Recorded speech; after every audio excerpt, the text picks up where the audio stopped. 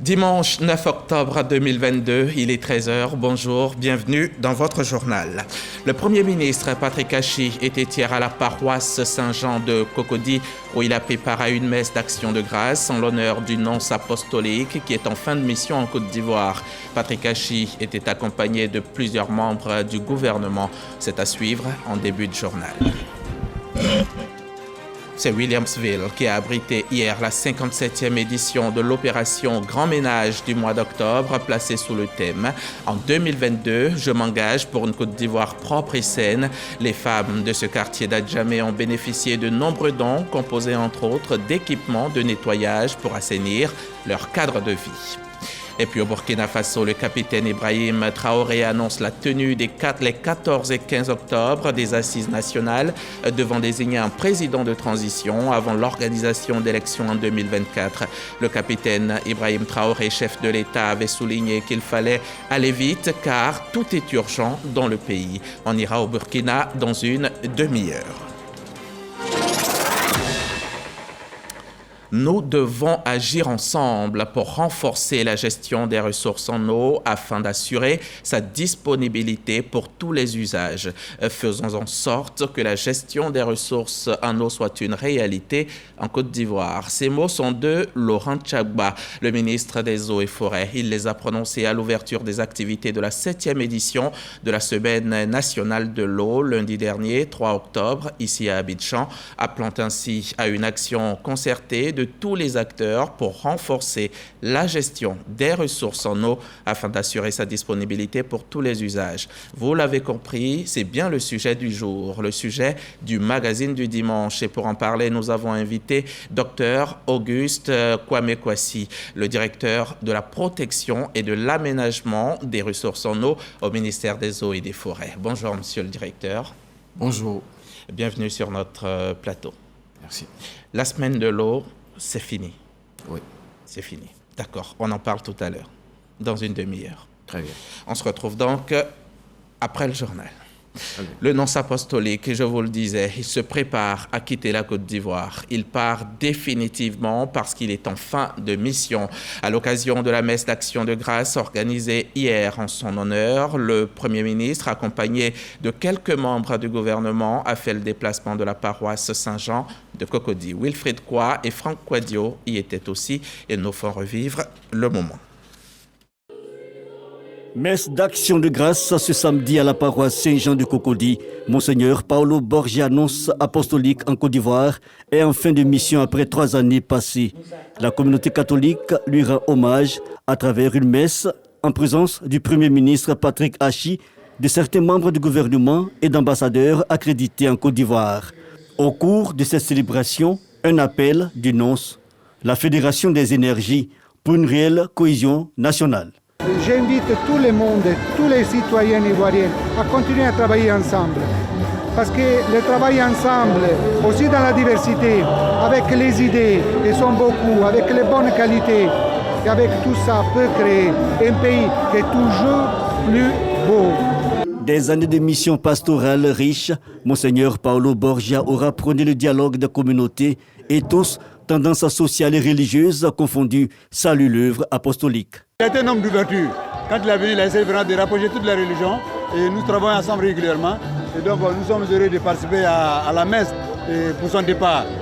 Aujourd'hui, ça a été un plaisir d'accompagner notre doyen, Monseigneur Paolo Borgia, à l'occasion de cette messe et lui exprimer la reconnaissance et l'amitié. Il a passé un message de tolérance, d'aller tous ensemble, qu'on partage complètement.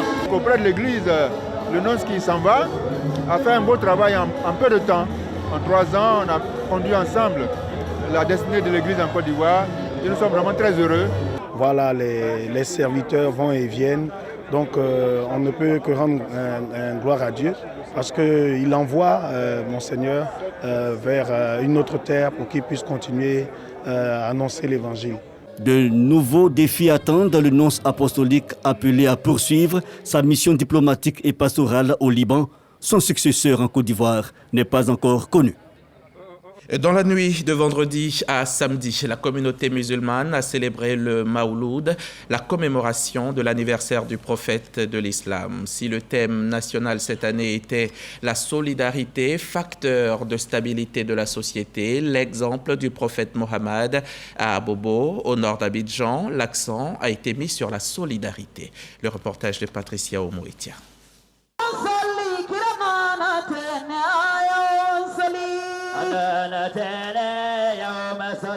Dans l'allégresse et la ferveur religieuse, les musulmans commémorent le Maoulid.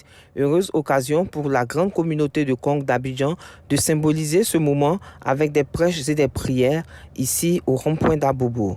Nous avons invité les musulmans ce soir pour venir parler du prophète Mohammed. Quelle était sa réalité? Comment il se comportait? Parce que c'était un homme de paix. Il dit à tout le monde, il faut aller vers ton ennemi. Montre-lui que toi tu l'aimes et tu changes le comportement avec lui et il va changer. Le Maoulid est l'occasion pour la communauté musulmane de se replonger dans la vie du prophète. Les guides, notamment le Cheikh Tao à Abobo Kankomando, a rappelé les principales étapes de la vie du prophète. Il a mis l'accent sur les qualités morales et spirituelles du musulman. Et l'imam Tao et ses adjoints ont fait beaucoup de prières, beaucoup de bénédictions pour le chef de l'État, le vice-président, le premier ministre, les membres du gouvernement, mais surtout pour la Côte d'Ivoire. Le thème de cette nuit du Maoulid, c'est la solidarité. Nous voulons que les populations d'Abobo vivent en paix. Nous voulons qu'il y ait moins de démunis. Et pour ce faire, il faudrait que nous nous montrions plus solidaires les uns envers les autres. Au thème de la cérémonie, le maire d'Abobo, dans un esprit de solidarité, a rejoint ses frères et sœurs au rond-point d'Abobo pour communier en prière.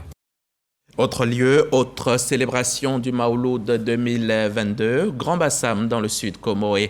Célébration meublée de prières, de bénédictions et d'enseignements sur la vie de Mohammed, le prophète de l'islam. Là aussi, les fidèles ont été exhortés au vivre ensemble. Le témoignage de Franck Quadio. Cadres et fidèles musulmans de la ville de Grand Bassam sont venus honorer la tradition, celle de célébrer la naissance du prophète de l'islam en ce jour de Maoulid à la grande mosquée de la ville. Une opportunité pour l'imam Adiatou de les appeler à l'entente. Tout ce que je vais vous charger maintenant, c'est de vous réconcilier. Si les cadres s'entendent, on pourra mieux travailler pour aider le président Alassane Ouattara.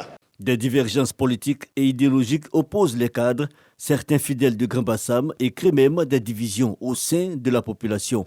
À la fondation Yacouba Ndiaye, le message est le même. La Côte d'Ivoire, c'est un havre de paix. Voilà pourquoi il faut toujours prier pour la paix, pour la cohésion et l'entente entre les dirigeants de ce pays et entre la population elle-même. Les guides religieux de Grand Bassam sont tous unanimes ce soir du Maoulid. L'entente est une obligation. À la grande mosquée Fatima Azahra de Grand Bassam, de l'imam Moussa Drami, le prophète de l'islam est un modèle à suivre pour réconcilier les cœurs. Le Coran nous interpelle que Mahomet fut un enseignement, non seulement pour les musulmans, mais pour l'humanité tout entière. Le maire Jean-Louis Moulot, aux côtés des fidèles musulmans, s'engage à multiplier les efforts de paix. Il a sillonné plusieurs mosquées de la ville. Cette entente, cette cohésion sont des fondamentaux pour pouvoir nous projeter sur un développement durable. Cet appel, nous l'avons entendu et nous avons demandé également aux guides religieux de pouvoir porter ce sujet en prière et de nous aider dans cette tâche. Se pardonner, se réconcilier, s'entendre, mais aussi multiplier les prières et les bénédictions. Tel est l'engagement de la communauté musulmane de Grand Bassam pour un véritable vivre ensemble. La célébration du Mawloud, c'était donc sur l'ensemble du territoire national. Là, on va prendre la direction de Mbayakro, au centre-est de la Côte d'Ivoire. Notre reporter Léon Broukwame y a sillonné quelques mosquées. Il nous fait le point maintenant. Mawloud Mbayakro, région de l'Ifou, une nuit de prière et de méditation pour commémorer la naissance du prophète de l'islam avec incursion dans la vie de Mahomet. Face à la communauté musulmane et ses invités, en l'occurrence les autorités politiques et administratives ou leurs représentants de guides religieux, les imams Diaby Mustafa et Sissé Siriki relèvent l'amour, le partage, le vivre ensemble, le pardon et la paix identité du prophète Mahomet, comme pour exhorter à cultiver ses vertus pour la paix en Côte d'Ivoire. Des prêches en présence de Mariam Touré, représentant de Touré Moussouaré, le parrain de Maouloud à Mbayakro. Voilà pour le chapitre Maouloud de cette édition. On passe à toute autre chose à présent. On en vient à cette gangrène de notre société, la corruption. La corruption et la bonne gouvernance en Côte d'Ivoire, état des lieux et propositions de solutions. Voilà le thème de la conférence de presse animée récemment par la FIER, la Fédération ivoirienne pour l'entente et la Renaissance, qui joue ainsi son rôle dans la lutte engagée par le gouvernement contre la corruption. Espérance Diakale, Jean-Louis Gbangbo et Ariel Ago étaient sur place pour RTI. Entre 2013 et 2021, la Côte d'Ivoire a évolué d'un score de 9 points en matière de lutte contre la corruption. En effet, de 136e sur 180 pays avec un indice de perception de la corruption de 27 sur 100, le pays est passé au rang de 105e avec un score de 36 sur 100. C'est ce qu'a relevé le ministre de la Promotion de la bonne gouvernance et de la lutte contre la corruption au cours de la première conférence de presse initiée par la Fédération ivoirienne pour l'entente et la Renaissance, FIER. J'exhorte tous nos compatriotes à s'approprier la culture de la dénonciation des actes de mauvaise gouvernance et de corruption, partout, en tout lieu, en tout temps, parce que c'est de cette façon-là que petit à petit, nous viendrons à bout de cette gangrène qui mine notre société. Cette initiative s'inscrit dans le cadre national de lutte contre la corruption institué par le gouvernement. L'objectif de cette rencontre était de sensibiliser et d'éduquer les populations sur les bonnes pratiques et le processus à suivre en termes de dénonciation des actes de corruption. Nous sommes conscients qu'il y a encore des efforts à faire. Efforts en termes de sensibilisation, efforts à faire en termes de changement de culture, de développement au sein de la société ivoirienne d'une culture d'intégrité. Et c'est pour ça que le gouvernement soutient cette initiative de la société civile portée par l'ONG FIER. En vue de bâtir une stratégie inclusive de lutte contre ce fléau, des points focaux seront installés dans toutes les communes du district d'Abidjan pour enregistrer les plaintes, les vérifier et les porter aux autorités compétentes. Dans le cadre de la poursuite de leurs études en France, l'Institut français d'Abidjan veut efficacement suivre les candidats. Les universités et grandes écoles françaises viendront donc à eux, ici en Côte d'Ivoire. Une grande rencontre entre ces grandes écoles et universités et leurs futurs étudiants aura lieu les 13 et 14 et 15 octobre prochains au Palais de la Culture à l'occasion de la 5e édition de l'enseignement supérieur français. Evelyne Yoboué et Didier Nguessan pour les détails. Faciliter les démarches pour les études supérieures en France. L'enseignement supérieur français s'y attelle depuis maintenant 5 ans en mettant en contact étudiants et universités pendant un salon.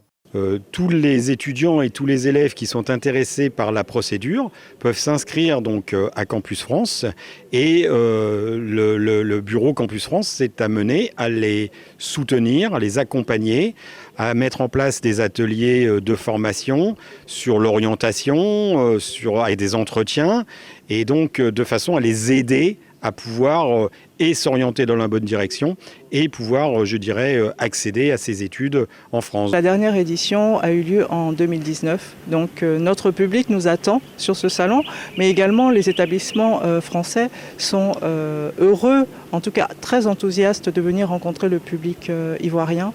Une fois l'inscription du candidat reçue par l'université ou la grande école, les structures de voyage prennent le relais pour le déplacement et l'hébergement de l'étudiant.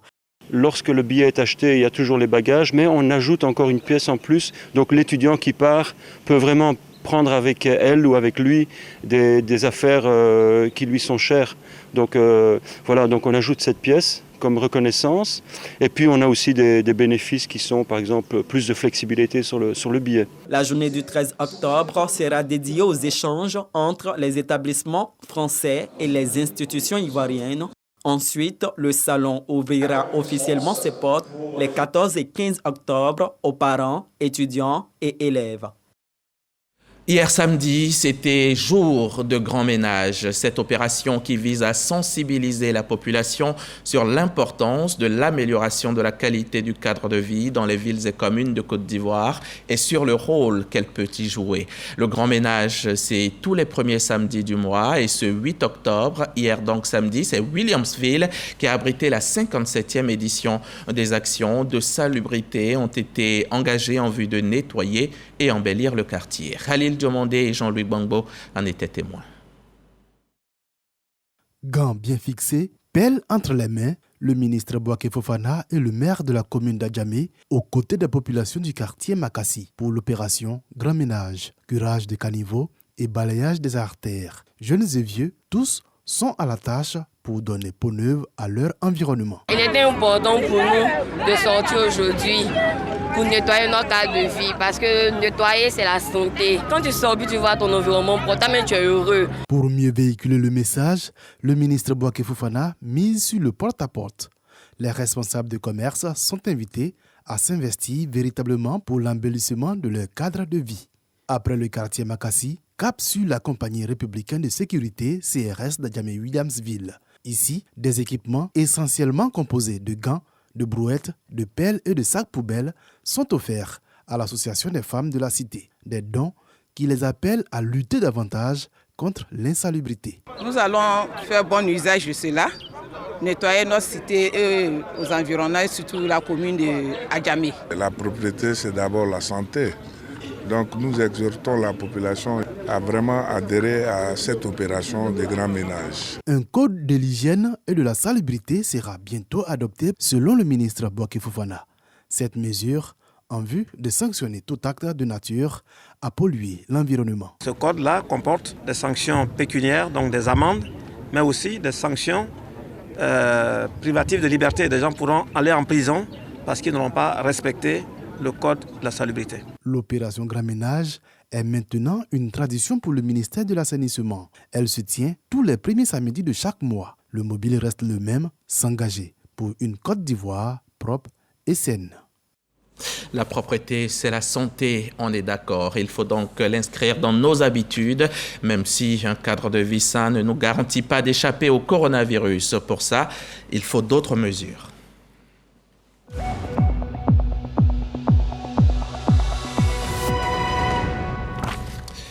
Il faut par exemple se laver régulièrement les mains à l'eau et au savon, porter une bavette en public et surtout faire le vaccin anti-Covid. Voilà qui pourrait nous protéger contre cette maladie qui continue à faire des ravages, cette maladie qui continue d'affecter la planète. Le monde compte à ce jour 621 millions de malades pour 6,56 millions de morts. En Côte d'Ivoire, en plus des 34 nouvelles contaminations enregistrées hier, on compte 87 422 cas confirmés, dont 63 cas actifs et 826 décès liés au coronavirus. Les maladies cardiovasculaires, elles, représentent la première cause de mortalité dans le monde avec 17,9 millions de morts chaque année, soit 31% de la mortalité mondiale. Chaque 29 septembre, on célèbre la journée mondiale du cœur. En Côte d'Ivoire, la célébration officielle a eu lieu récemment à Bonois, à une soixantaine de kilomètres d'Abidjan. Il s'est agi d'informer et sensibiliser les populations sur les risques de maladies telles que le diabète et l'hypertension artérielle. Selon l'Organisation mondiale de la santé, OMS, les maladies non transmissibles sont à l'origine de près des 3/4 des décès dans le monde. Au nombre de ces pathologies figurent en première place les pathologies telles que le diabète et l'hypertension, un duo mortel qui touche 17 millions de personnes de moins de 70 ans et dont 86% vivent dans les zones à risque ou des pays sous-développés. Avec la survenue de la pandémie à coronavirus, la situation des patients s'est dégradée parce que plus exposés. Les soins accordés aux maladies non transmissibles ont également connu un léger ralentissement. Pour pallier à ce déficit, les organisations non gouvernementales ainsi que le gouvernement se sont engagés. J'exhorte toute la population ici présente à suivre les conseils des spécialistes, des ONG et autres associations qui œuvrent à la prévention des maladies du cœur afin de réduire considérablement ce mal qui tend à devenir un de santé publique. Sensibilisation accrue, dépistage gratuit au menu de cette célébration officielle de la Journée mondiale du cœur. Un don du gouvernement et des organisations non gouvernementales pour donner un coup d'accélérateur à la lutte. Ça a été une journée vraiment très enrichissante pour nous, pour la population de Bonnois. Il y a eu du fitness avec les élèves. Si nous voulons remporter la lutte contre les maladies non transmissibles, c'est aussi à travers les enfants. Nous devons inculquer de bonnes habitudes à nos enfants, les bonnes habitudes alimentaires, notamment d'alimentation saine. Il est important de noter que pour la bonne amélioration de son rythme cardiaque, le sport est vivement conseillé. Par ailleurs, la Journée mondiale du cœur se tient chaque 29 septembre. Un reportage d'Astou Touré d'Agnogo, et il faut ajouter que certains gestes quotidiens peuvent améliorer votre vie et votre santé cardiaque. En plus du sport dont parle Astou, il faut cuisiner et manger plus sainement, pratiquer donc les 30 minutes d'activité physique par jour, surveiller votre tension artérielle, arrêtez surtout de fumer et relaxez-vous, privilégiez autant que possible des moments de détente pour diminuer votre niveau de stress. Place à la réconciliation. Il faut se réconcilier les uns les autres et pour de vrai. C'est un vœu cher à la Direction générale de la réconciliation qui s'emploie à ce que la réconciliation ne soit plus une vue de l'esprit. D'où cet atelier de réflexion en présence de nombreuses associations, d'organisations féminines et de femmes leaders. L'idée, c'est de les impliquer dans le processus. Abou Sanogo, témoignage. Un atelier à l'endroit des femmes leaders du Côte d'Ivoire. Il est initié par la Direction générale de la réconciliation. Objectif. Nous voulons recueillir les témoignages des femmes, leur vécu, leurs ressentis depuis les dernières crises qui ont secoué notre pays. Nous voulons également capter leurs propositions, leurs pistes de sortie de crise et envisager avec elles les perspectives justement au regard des futures échéances électorales qui arrivent. Les femmes du Côte d'Ivoire en général et les femmes leaders religieuses en particulier ont été invitées à anticiper toute éventuelle crise par leur participation à ces travaux. Le Parti des femmes leaders religieuses nous permet de toucher la sensibilité de tous. Ensuite, nous allons arriver aux femmes de la société civile. Les femmes de la société civile seront reçues ici même à la direction générale pour recueillir également leurs ressentis et leurs propositions, leurs suggestions de sortie de crise.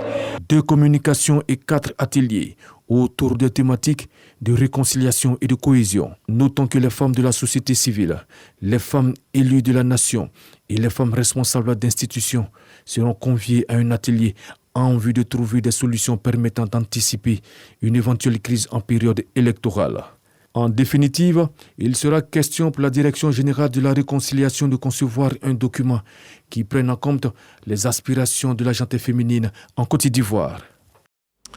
RTI Bouaké, vous connaissez certainement, vous connaissez forcément, mais on se permet de vous en parler quand même. C'est une chaîne de télévision du groupe RTI qui émet dans la région de Bouaké. Elle regorge d'excellents journalistes et de personnels qui sont très bons travailleurs. Il y a quelques mois, on y a inauguré un restaurant flambant neuf et 10 nouveaux bureaux. Le directeur général de la RTI était récemment sur place pour s'entretenir avec les agents et recenser leurs préoccupations, ce qu'il leur faut pour améliorer leur rendement. Le directeur général du groupe RTI, Fossili Dambélé, en visite de travail à la station régionale de Bouaké. Le premier responsable de la Maison Bleue est venu échanger avec les agents. Une visite saluée par le directeur du RTI Bouaké. Brahim Doumia a saisi l'occasion pour traduire la gratitude de Bouaké au directeur général pour l'ouverture du restaurant et la construction de nouveaux locaux pour améliorer les conditions de travail des agents. Certes, les besoins sont nombreux, mais il faut savoir apprécier ce qu'on a obtenu. Monsieur le directeur général, nous savons que vous parlez peu, mais vous agissez beaucoup dans le cadre du bien-être et de l'amélioration des conditions de travail de vos agents. Prenant la parole, le porte-parole du délégué du personnel du RTI Bouaké a aussi félicité le directeur général pour ses efforts tout en émettant quelques préoccupations. Monsieur le directeur général, nous sommes convaincus que vous avez les réponses à nos interrogations et doléances. Ainsi, les agents de RTI Bouaké restent persuadés que la solution miracle viendrait de vous au vu des actions que vous avez commencé à poser à l'endroit de RTI Bouaké. Fosseni Dambélé encourage RTI Bouaké pour le travail de fourmi abattu sur le terrain. Un travail pour le rayonnement du groupe RTI à travers des productions de qualité dans un paysage audiovisuel concurrentiel. Nous avons quelque chose que toutes les autres entreprises de communication en Côte d'Ivoire n'ont pas, c'est la qualité, l'expérience de notre ressource humaine. C'est aussi et surtout l'engagement au quotidien de chacun de vous. Votre esprit de créativité, eh bien, tout cela mis ensemble font que la RTI tient ses positions. Et nous devons renforcer ces positions.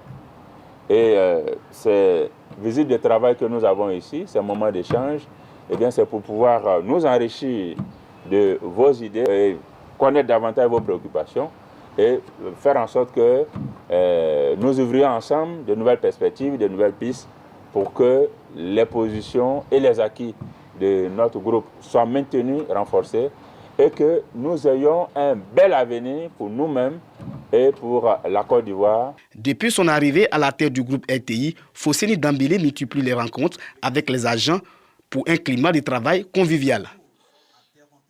Un reportage signé Corona Soro, qui naturellement est journaliste à RTI Bouaké. Le RVR, c'est le réseau des volontaires pour la réinsertion. Une union de jeunesse, une union de jeunes gens qui projettent d'organiser une journée d'hommage et de reconnaissance au président Alassane Ouattara. Occasion pour eux de saluer les actions de paix, de cohésion sociale et de solidarité du chef de l'État. Ils étaient hier face à la presse pour annoncer l'événement. Laure Goretti et Abou Sanogo y étaient pour RTI. Bientôt une journée d'hommage et de reconnaissance au président de la République Alassane Ouattara pour ses actions de paix, de solidarité et de cohésion sociale. C'est une initiative du réseau des volontaires pour la réinsertion. Nous allons magnifier, fêter un grand homme qui est son Excellence Alassane Ouattara pour toutes ses actions de paix, de cohésion sociale et qui ont leur impact positif sur le développement de la Côte d'Ivoire. Son Excellence est M. Alassane Ouattara, homme de paix et de solidarité. C'est le thème de cette cérémonie d'hommage qui verra la participation de plus de 1500 leaders de la société civile ivoirienne et d'autres associations de la diaspora. C'est dit, si on se veut objectif, réussir à cette activité, il faut permettre à toutes les organisations de nous rejoindre. Notre objectif, c'est de mobiliser plus de 1500 organisations sur tout le territoire national. Témoignages, retour sur les actions du chef de l'État et reconnaissance seront au cœur de cette journée qui se tiendra d'ici à 2023 au Palais de la Culture à Trècheville. Un mot de culture dans cette édition. Vive l'Adaye Kessié 2022. Le festival aura lieu cette année du 8 au 12 octobre prochain. L'Adaye Kessié est un patrimoine culturel du 8 au 12 novembre prochain. L'Adaye Kessié est donc un patrimoine culturel ancestral qui a su se préserver et se perpétuer dans le temps avec ses valeurs, ses couleurs, ses rythmes et ses danses. C'est un festival de valorisation de la culture du peuple bron et qui célèbre un ensemble de valeurs fortes. Serge Pacom Didi, Franck Quadio, Andrea Kakou. 7e édition de l'Adaye Kessié, festival pour la valorisation de la culture bron, peuple de l'Est ivoirien. Ce sera du 8 au 12 novembre prochain à Tabagne, région de Bondoukou. En prélude à l'événement, Sa Majesté Nana Dingra Kwasi Adjeman, 17e roi des Brons, et Nana Diaro Bonsou, reine-mère venue du Ghana à Abidjan, annonce les couleurs. L'igname, un pays Bron, pilier de la sécurité alimentaire et symbole identitaire, thème retenu. Cette 7e édition est consacrée sur la valorisation des us et coutumes des différentes communautés qui vivent dans le département du Ngontougo. Il faut reconnaître que le royaume Bron d'abord, c'est la cohésion de 12 communautés qui vivent ensemble dans une seule région. Profiter pour faire une sensibilisation à nos parents, parce que la seule chose qui nous a plus unis était l'igname. Nous avons en commun la découverte de l'igname, la fin de l'igname. Parrainé par le ministre d'État, cadre de la région et parrain Kobena Kwasi Adjoumani, cet événement bénéficie du soutien du Côte d'Ivoire Tourisme, du Conseil général du Gontogo et de l'Union européenne. Daye Kessié vend notre région. Cette année, on a décidé de valoriser l'igname. La culture bron est basée sur l'igname. C'est un peuple qui vénère l'igname.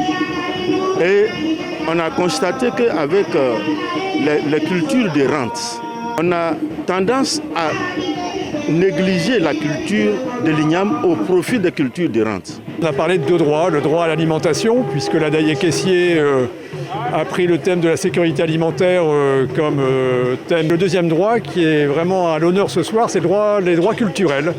Parce que la culture, ce n'est pas uniquement une industrie, mais c'est d'abord un droit. Rencontres, échanges commerciaux entre professionnels, partage culturel et partage d'expériences sont entre autres les activités qui animeront cette 7e édition de la Daye Kessié Festival.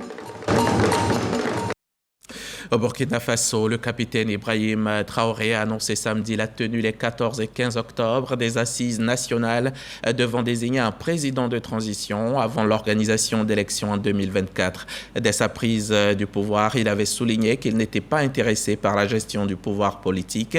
Son objectif était de se retrouver sur le terrain avec ses hommes pour la reconquête des localités sous contrôle des groupes armés terroristes. Désigné chef de l'État avec l'adoption d'un acte fondamental mercredi dernier, le capitaine Ibrahim Traoré avait souligné qu'il fallait aller vite car tout est urgent dans le pays. On en vient maintenant à la 7e semaine nationale de l'eau qui a pris fin vendredi ici à Abidjan. Cette édition 2022 aura permis aux acteurs de mieux s'approprier les différentes problématiques liées au développement du secteur de l'eau, tant dans son aspect souterrain que celui de surface. La semaine a été meublée de panels, de visites de terrain et d'actions de sensibilisation. Franck Quadio était à la cérémonie de clôture. 7 jours de réflexion autour des différentes problématiques liées à l'eau. L'axe choisi, la mise en valeur de l'eau souterraine. Quelle stratégie pour la satisfaction des besoins des usagers? Pour cette année, la 7e édition de la Semaine nationale de l'eau s'est voulue didactique. Tous ceux qui étaient venus ont compris l'importance de ces renforcements de capacités par rapport à ce qu'ils attendent en matière d'activité au niveau des ressources en eau. Il faut dire que nous sommes des forestiers et aujourd'hui on embrasse les ressources en eau et donc il y a lieu de temps en temps de faire des renforcements de capacités pour nous mettre à niveau tout simplement. Renforcer les capacités des acteurs, faire l'état des lieux de la mise en œuvre des actions et maintenir entre professionnels le partage et le débat. Le plateau est jugé enrichissant et augure de bonnes perspectives pour les décisions à venir. Des félicitations donc relayées par l'envoyé du ministre Laurent Tchagba à cette session de clôture. L'eau occupe une place de choix dans les besoins des populations. Et nous avons la responsabilité de rendre cette ressource disponible pour tous les usages. C'est pourquoi, dès sa prise de fonction, M. le ministre des Eaux et Forêts a entrepris une tournée dans les structures et directions sous tutelle pour partager avec elles sa vision qui consiste à gérer le ministère des Eaux et Forêts sur 3 axes, notamment l'axe de l'eau, l'axe de la forêt et l'axe de la faune.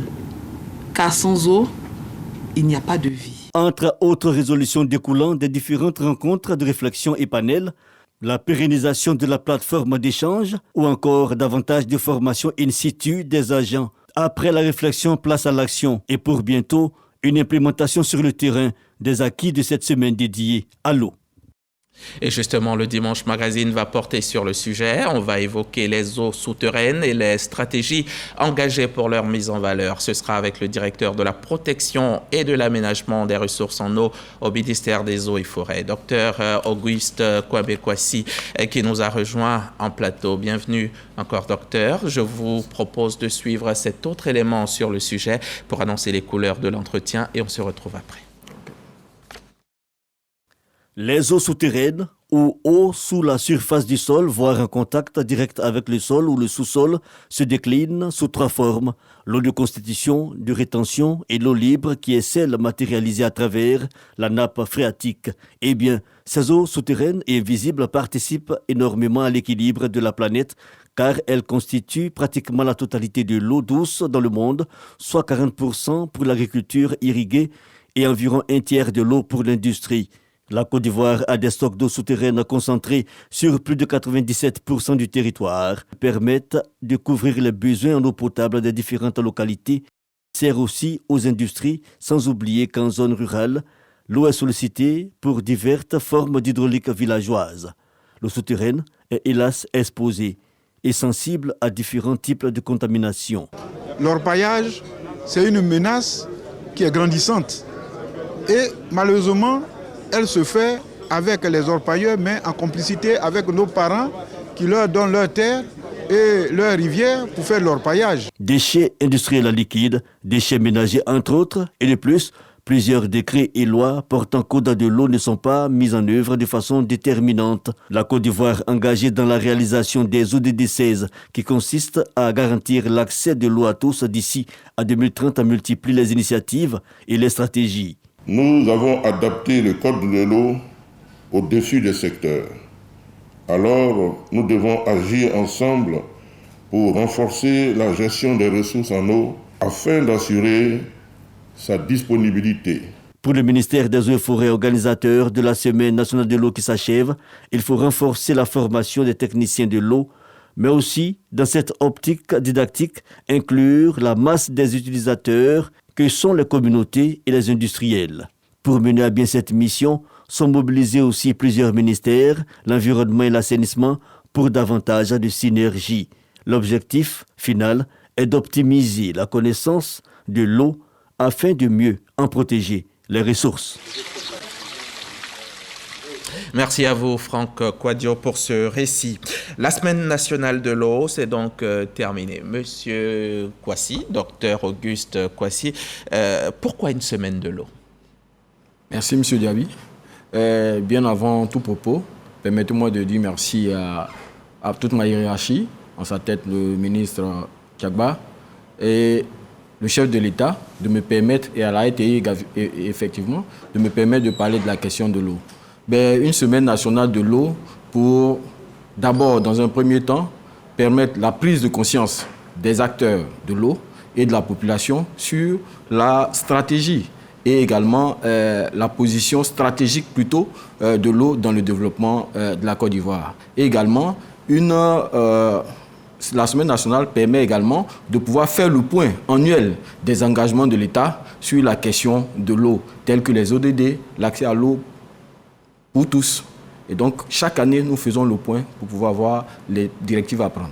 Une semaine donc pour promouvoir la gestion intégrée des ressources en eau, mais c'est la 7e édition. Oui.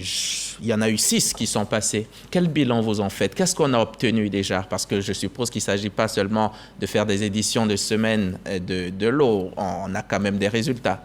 Qu'est-ce qu'on a déjà comme résultat depuis les 6 premières éditions?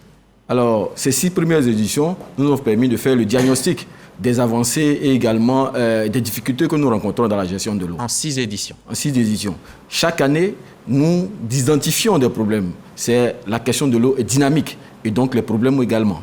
Et donc, dans ce cadre, nous avons permis de pouvoir comprendre que la politique nationale de l'eau, qui donne toutes les directives en ce qui concerne la question de l'eau, est indispensable. Et cette politique-là a été soumise au gouvernement et en cours d'adoption.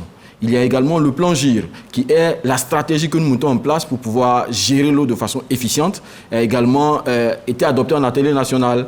Et ce plan GIR-là a fait ressortir environ 48 projets d'un coût de 40 milliards qui est en train d'être recherché au niveau des différents bailleurs de fonds. Et également, cela nous a permis de pouvoir mettre en place le code de l'eau. Le code de l'eau qui existait, mais en vue les failles qui existaient dans l'ancien code, nous ont permis de pouvoir l'actualiser et a été soumis au gouvernement et adopté au gouvernement le mois passé seulement. D'accord. Et qu'est-ce qu'il faut comprendre par ce thème? Mise en valeur des eaux souterraines, quelle stratégie pour la satisfaction des besoins des usagers? Mise en valeur des eaux souterraines. Les eaux souterraines, c'est un réservoir important de l'eau qui permet le développement. Il faut expliquer que c'est la nappe. C'est la nappe d'Abidjan, par exemple, dans le cas ivoirien. Oui. C'est une nappe très importante, mais qui a un apport très important dans la péréquation du prix de l'eau en Côte d'Ivoire, par exemple. Représente 68% de la production d'eau potable. Et donc, cette ressource-là, nous devons mettre le focus là-dessus pour que les Ivoiriens comprennent qu'il faille prendre soin de cette ressource-là pour ne pas que le prix, dans un même pays, on puisse payer l'eau à Abidjan, je dis n'importe quoi, à 200 francs comme il est, 250 francs, et en dehors, dans le continent, plutôt à l'intérieur du pays, payer peut-être à 1000 francs. Et donc, il faut faire sortir cette ressource souterraine-là qu'on ne la voit pas. On dirait invisible, mais qui apporte des éléments très importants pour le développement du pays. D'accord, c'est donc ce qu'il faut entendre par mise en valeur des eaux souterraines. La semaine a été meublée, on l'a vu dans l'élément, par des panels, des visites de terrain également. Vous avez pu visiter des champs captants et où il y a aussi eu des actions de sensibilisation. Dites-nous-en un peu plus. Déjà, les champs captants, qu'est-ce que c'est ?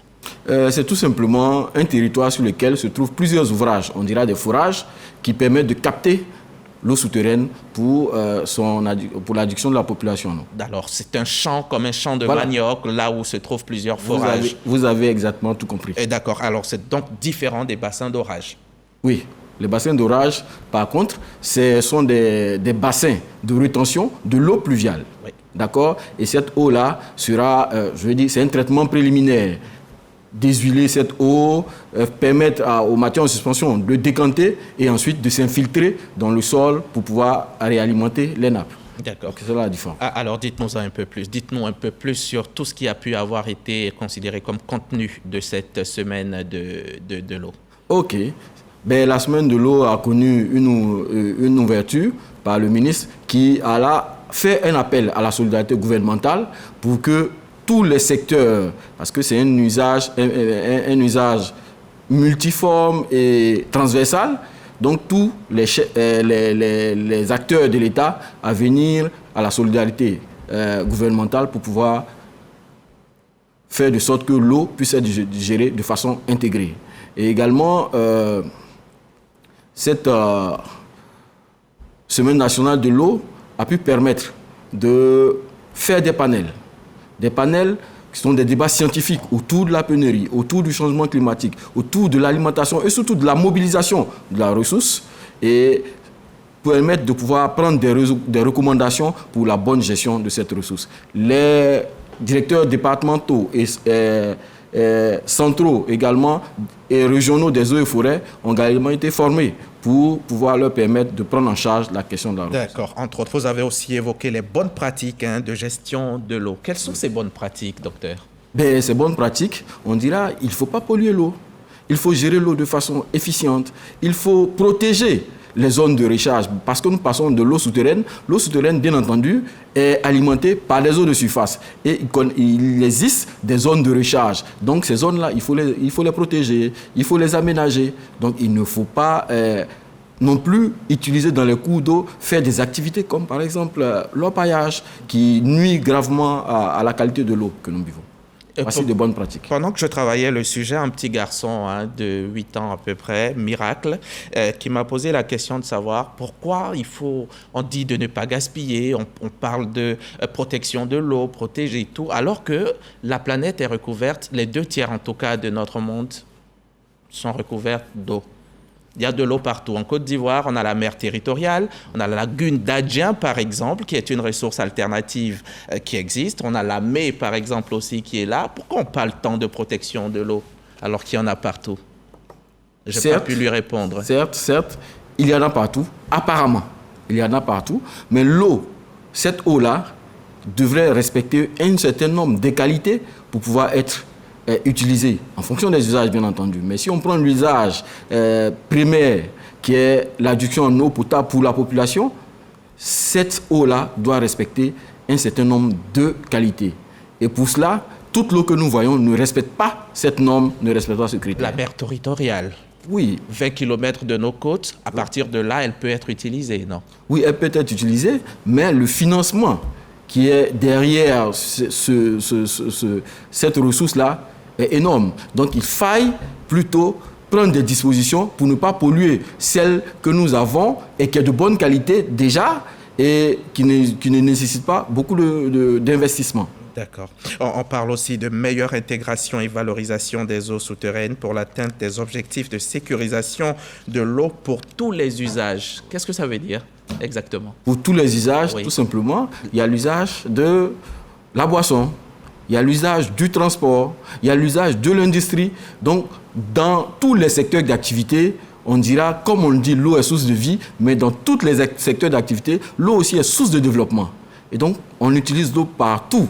Et donc, pour cela, il faut satisfaire le besoin de chacune de ces activités. C'est là qu'on parle de l'usage de l'eau ou la sécurisation de l'eau pour tous les usages. Et le processus est en cours, en tout cas par les actions et les activités de l'État actuellement, que si vous me donnez le temps, je pourrais débattre. D'accord, allez-y. Alors, donc, au niveau national, par exemple, il y a un projet qui est en préparation, qui prend en compte l'usage et la sécurisation de l'eau pour tous les usages dans le Nord.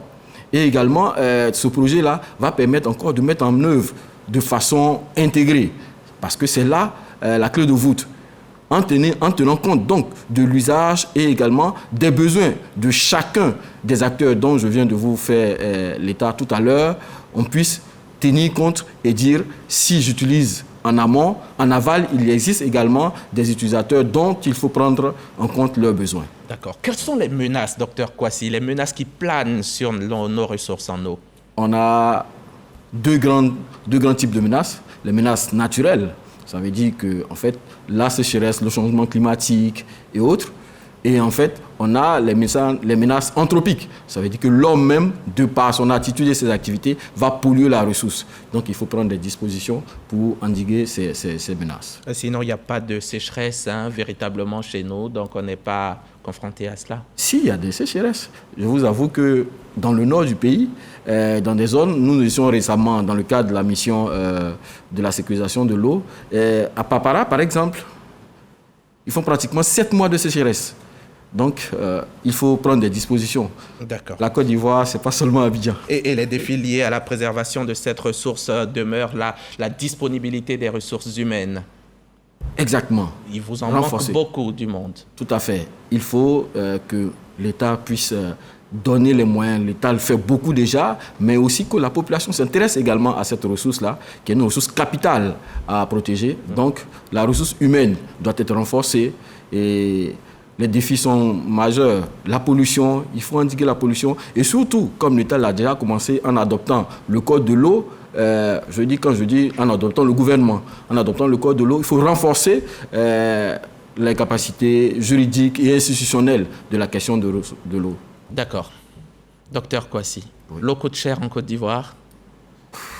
Cette question, je dirais, c'est relative en tout cas au ministère de l'Hydraulique, mais en tant que citoyen, je vais répondre, c'est relatif. Je ne pense pas. Vous ne pensez pas, comparativement aux autres pays de la sous-région? Voilà, on va regarder. En Côte d'Ivoire, la tranche sociale, 250 francs, le plein, nous sommes autour de 400 francs. 423 francs. Oui, exactement, voilà.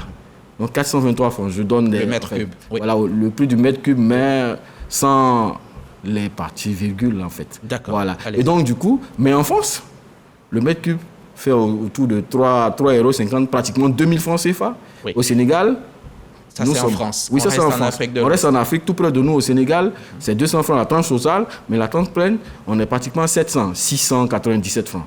Donc vous voyez vous-même, vous pouvez vous tirer les conclusions. Donc l'eau ne coûte pas cher en Côte d'Ivoire. Pourtant, il y a beaucoup de zones dans ce pays où on part encore à la recherche de l'eau, dans des puits, dans des marigots. Comment ça se fait pour un pays comme la Côte d'Ivoire? On est en 2022, docteur. Oui, c'est une réalité mondiale. C'est une réalité mondiale. D'aller au marigot? Non, une réalité mondiale de l'accès à l'eau. Voilà. Et l'eau, qu'on le veuille ou pas, l'eau ne se retrouve pas partout. Il y a des zones potentielles dans lesquelles on peut retrouver l'eau. Et donc, le plus important, c'est de pouvoir faire de la mobilisation, faire de la recherche pour pouvoir identifier ces zones-là et faire le transport vers les zones qui ne disposent pas de cette eau-là. Mais le code de l'eau l'encadre également. On peut avoir accès au puits qui est une source d'accès à l'eau, mais qui est encadré par des normes qu'il faut respecter. Oui. Mais là, je parle de ceux qui y vont parce qu'ils n'ont pas la possibilité de faire autrement, parce qu'ils n'ont pas de robinet où coule de l'eau. Oui.